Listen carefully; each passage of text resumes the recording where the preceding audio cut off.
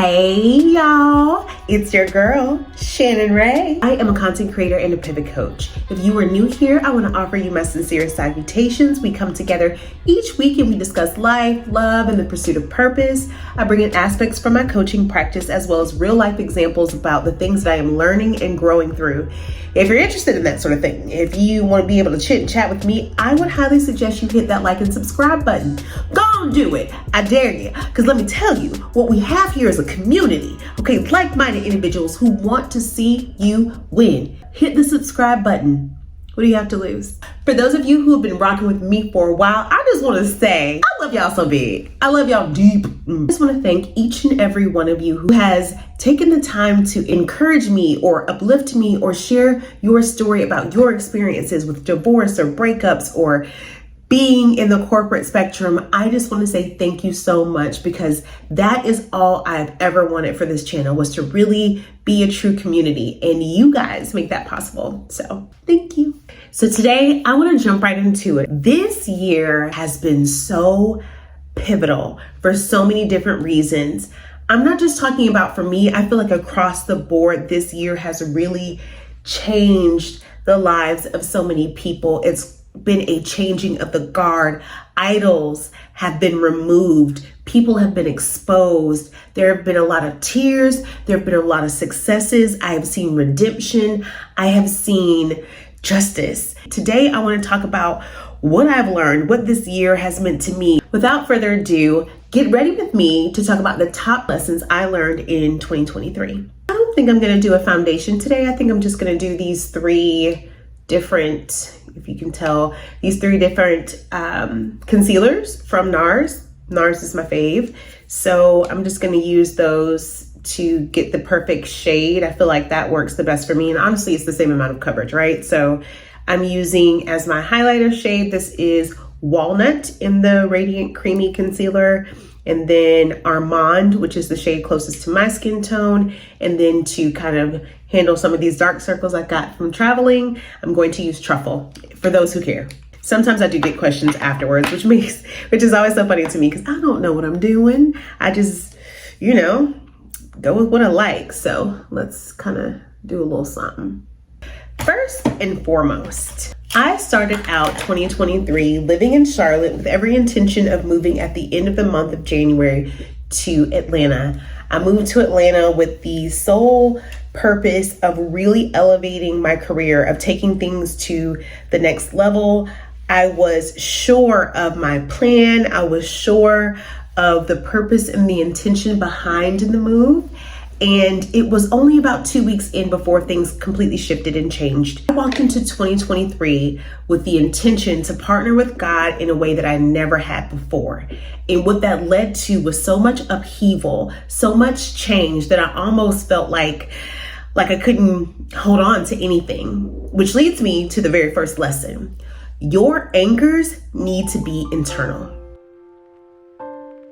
I've been in the very fortunate position to be able to lean on family and friends and know that no matter what is going on, they will always come through. But there are certain seasons where the things that you're experiencing are so personal. The things that you're experiencing are so intimate. Not every part of that can or should be shared with someone outside of you. You have to not only be able to lean on and trust God, but you have to be able to lean on and trust in yourself. It's not that you're putting your belief in your abilities all on you. I don't encourage that. I believe that what it means is that understanding that you can be enough for yourself, and really truly believing that is the most powerful thing that you can do. It's powerful because it impacts your relationships, the people that you choose. When you're in a place of loneliness, sometimes you can make a mistake because you want someone to help you out with that loneliness. But when you learn to lean on yourself in those lonely times, you put yourself in a place of power because you're choosing not from your deficit, but from your strength. That feels good. Yeah, there we go. Ooh, baby, this next one, commit to the goal, not the course. When we think about where we want to go and how we end up, we tend to also give direction to God about how we were going to do it. I thought that I was going to move up in the consulting firm in which I was working. I was going to make these connections. I was going to get myself a promotion. I was so sure about the steps I would take, even the time that it should take. If I could just get myself to this place in front of the right people, then I would put myself in a position to really elevate my life. But the truth is, I felt stagnant where I was before. I felt suffocated by where I was before. It wasn't until I moved here that I realized it had nothing to do with the location. It was me. It was me trying to control what the narrative was for my own story. It was me getting in the way of what God was trying to bless me with by telling him how to bless me. I will talk about this until I'm blue in the face. But one thing that I really learned, especially as I started trying to actively and intentionally date again this year, is that I have a great deal of empathy, and I do believe that that is a strength, but it is also one of my weaknesses. Boundaries play such an important part in relationships. They are so key, because boundaries not only give you a roadmap in how to be in relationship with someone and how to gain trust and how to learn how to properly love them, how to properly participate in a relationship with them, but it also creates safeguards for the person on the other side, not to keep you out, but to make sure that they're making the right choices. I had to understand that my ability to accept people who some would deem difficult, a desire and curiosity, quite frankly, to learn about these people deemed difficult, was putting me in a position to be attached to people who weren't necessarily the best for me. And that's not to say that every difficult person you come around isn't worth the love or attention that you want to pour into them. By no means do I mean that.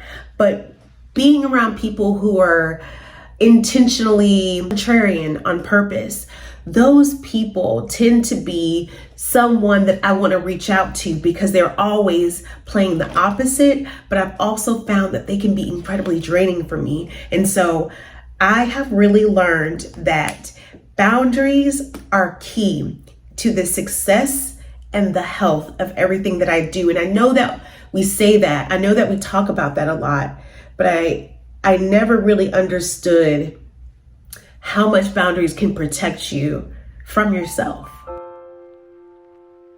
In the same vein of talking about relationships and things that I've been learning as I've been back on the dating scene, one thing that has been really clear, that's probably obvious, but I'm gonna say it anyway, is that one of the key ways to know whether or not someone is really going to be good for you is how they respond to things that bother you. It's that actions versus expectations. If I come to someone and I tell them that their action made me feel sad or upset and explain the why and how it made me feel and what that meant to me, and instead of meeting me where I am, talking me through it, helping me understand it, and then making the adjustment, if their response is not to change their hurtful action and instead to get me to lower my expectations or my standards, if that's their response to me being upset or hurt, I know that that's probably not going to be the right person, the right situation for me in the long run. This year, it brought some tears, brought some exposure, and it wasn't just our public figures, it wasn't just the celebrities, but I believe that I felt incredibly exposed by God this year. I couldn't run to the comfort of the things that I had before, run to the comfort of friends and family being close by, run to the comfort of a job that I was familiar with. Everything was so new that I couldn't hide what was really going on underneath all of that surface level stuff. I realized that one of the biggest lessons of this year was that you have to want God more than you want it. Whatever your it may be. For me, a family, kids, I had to want God more. I had to trust that whatever he has for me would be fulfilling, that whatever he has for me would bring joy, whatever he has for me would bring glory to the kingdom of God. And I had to get out of the way of the things that I wanted more. And I wrestled with God. I'm gonna be quite honest with you.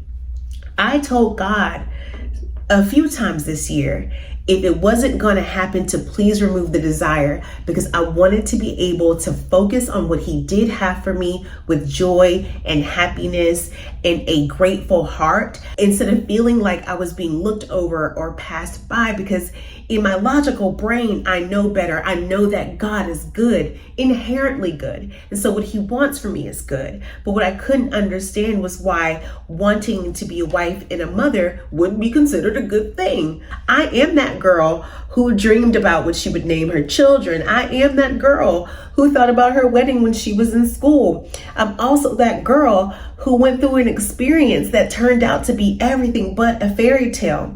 And it was like I was treating God like he owed me. God didn't owe me nothing.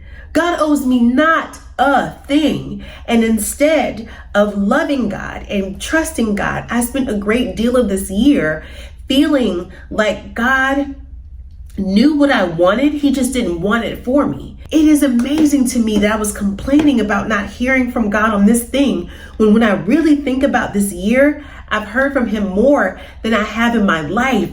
I'm talking about dreams that were so vivid. I'm talking about hearing the voice of God and seeing it come to pass. I'm talking about asking God for something specific and seeing it happen the next day. I put a seed in the ground on a Thursday. I asked God specifically for a job that would bring me creativity, for a job that would put me in great leadership. I put that seed in the ground on a Thursday. That Friday, the very next day, I got a call from my now vice president. I spent so much of this year so displeased by the fact that this one part of my life hadn't come to pass, that I have missed how big the miracles have been, and I'm trying not to cry about it, because I feel like I took God for granted this year, and he never took his hand off of me, but yet I could not seem to stay focused for any clear amount of time on the fact that even though this one thing hadn't come to pass yet,